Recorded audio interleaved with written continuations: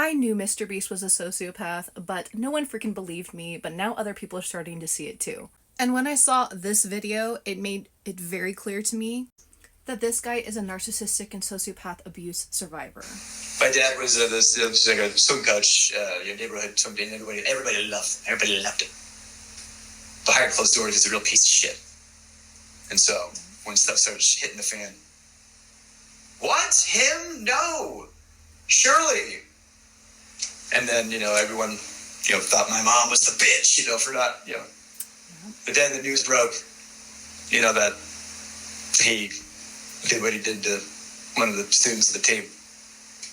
And it's like when that comes out, you're not surprised, You just go, well, when I saw my dad in the news, I said, oh, you idiot. Like, I was like, no, like I was, dumbass, God damn it. But I wasn't surprised. And it was just consequences happening to somebody who was really good at avoiding them for a long time. And I don't know, everybody loves Jimmy.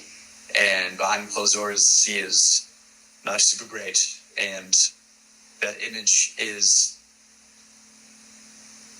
cultivated purposefully and intentionally.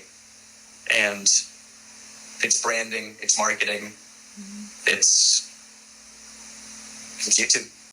You should definitely go watch this interview for yourself, but what he is describing is when he worked for Mr. Beast, the conditions that Mr. Beast subjected him to included severe sleep deprivation, which is a war crime, as well as other several abuse factors. But the reason I chose to show this part of the interview is to show that this is not his first experience with narc and sociopath abuse, that it started actually in childhood. He was comparing Mr. Beast to his dad, who was also a well-loved member in society, but ended up being an SA abuser and ended up in prison. And it was actually his mom who was perceived by the community as what, quote unquote, the bitch, but it was actually his dad who was the problem.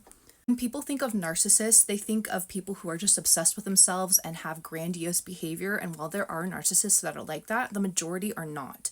And when people think of sociopaths, they think of people who are plotting to kill people behind the scenes.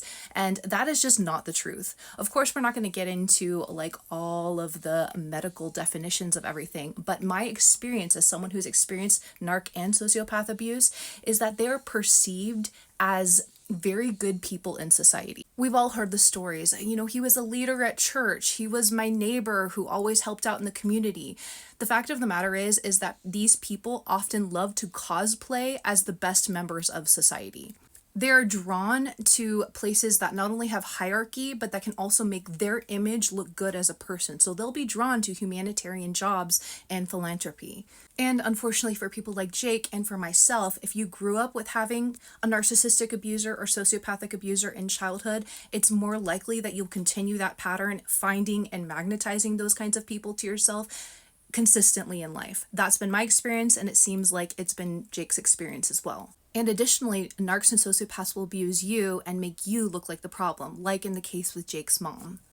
And especially if you experience this kind of abuse in childhood, you are likely to continue to keep experiencing and magnetizing these types of people to you throughout your life.